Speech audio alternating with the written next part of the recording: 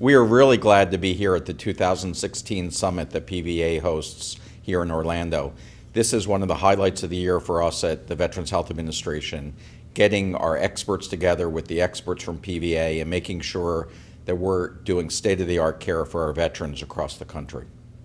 For 70 years, the Paralyzed Veterans of America have been the strongest advocates for paralyzed veterans, and that's been a great partnership for VA because keeping that voice so close to what we're doing allows us to get better, forces us to continually improve, and we consider it a very important relationship and partnership since we share the goal of improving and providing the very best care available to America's veterans.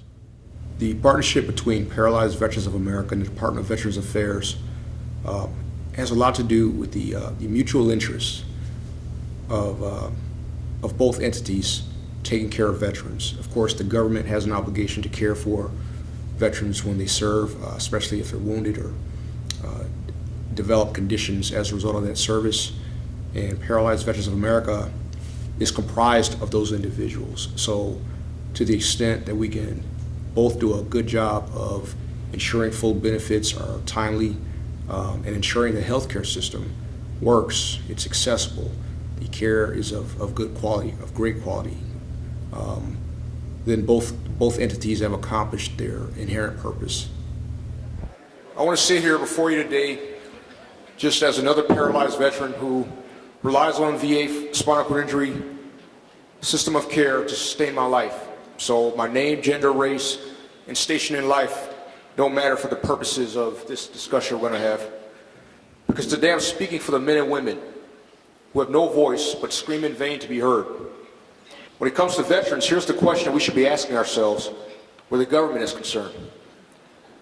Who are the beneficiaries of the sacrifices that service members make when they volunteer to defend the country and they return from combat with severe wounds, both visible and invisible, whether injured during or after service, as they face suicide, stigmatization, and increasing cynicism and apathy?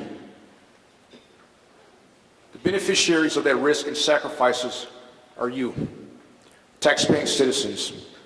It is the taxpayers who are responsible for ensuring our government meets its obligations. This includes the obligation to care for the 22 million veterans who live in the U.S. today, 9 million of which are enrolled in VA healthcare. Privatizing VA is the opposite of choice. Instead of choice care, it should be called chance care, because that's exactly what it'll be. Fragmented, less coordinated, non-veteran centric, yet convenient. Convenient for a Congress that will pass the buck to the private sector and leave it to the free market to shape the course of health care for veterans instead of fixing the problems by adequately resourcing the Department of Veterans Affairs. Well, I think it's pretty clear that nobody in the country provides the type of care that the Veterans Administration does when it comes to paralyzed Americans and paralyzed veterans. So you're not going to find the type of care that we provide in the private sector. And the more that people get to understand what we actually do at VA, the more that people speak out about what's important in caring for our veterans, I think the answers to that question are really pretty clear. Here's the inescapable reality. There's an estimated 42,000 veterans with spinal cord injury in the U.S., 26,000 of which are eligible for VA care, but only 12,000 receiving specialized care. That doesn't include those with spinal cord diseases. Paralyzed Veterans of America and our VA partners who took a risk by placing truth over prevarication had empirically proven that the SCI system of care needs more resources, including at least 1,000 more nurses at the bedside to care for an aging paralyzed veteran population. While I argue that VA is the best and only option, it comes with a duty on your part as spinal cord injury and disease professionals as well. A duty to, in fact, reflect the excellence that PVA talks about when defending the SCI system of care, starting at the top of VHA on down to the divisions, facility directors, SCI chiefs, and frontline clinicians. That starts with the Undersecretary for Health, who needs to find a permanent executive director of SCI, not just now, but right now.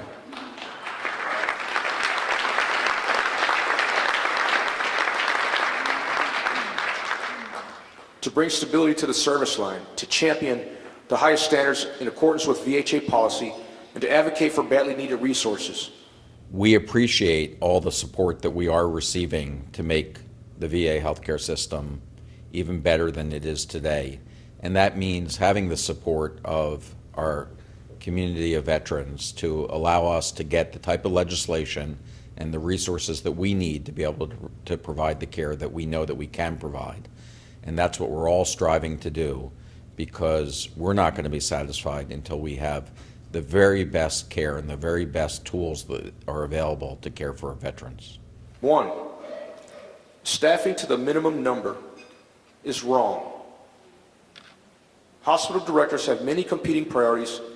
If they're led to believe that the facility can operate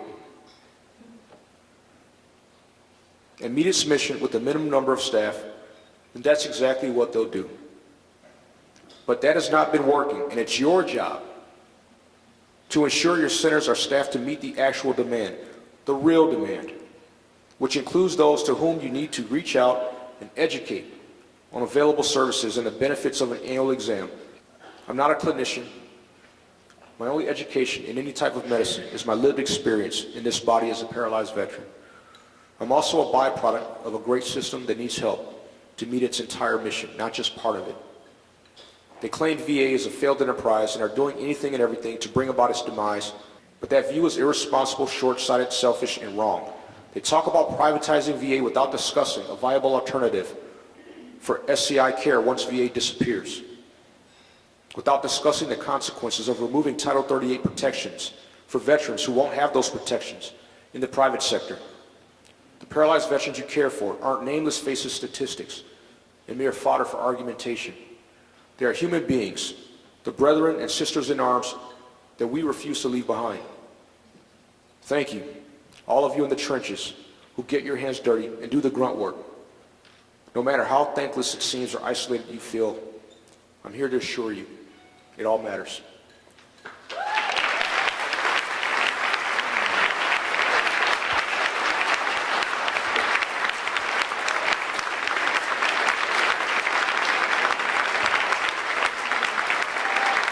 Wow,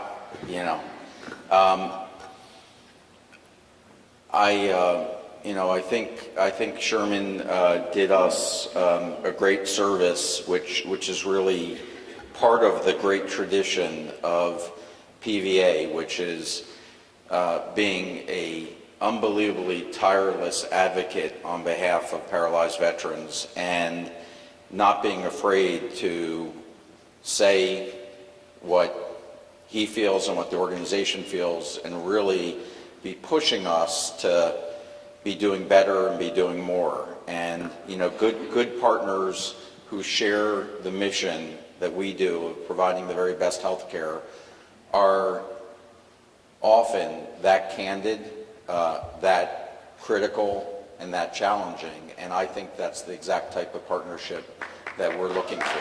So This year, as everyone knows, it's a hotly contested election for the Commander-in-Chief position in the White House.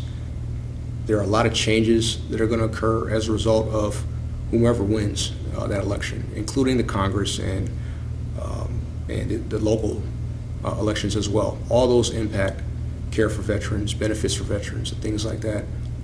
This Health Summit is probably the one opportunity we have to speak to all the professionals who work in spinal cord injury and disease medicine and rehabilitation in the VA. It also gives us an audience with the Undersecretary for Health, David Shulkin. I wanted to make sure that we all heard the same thing. We all heard the same imperatives. The imperatives are the healthcare system needs more resources, it needs more staff. The directives must be updated.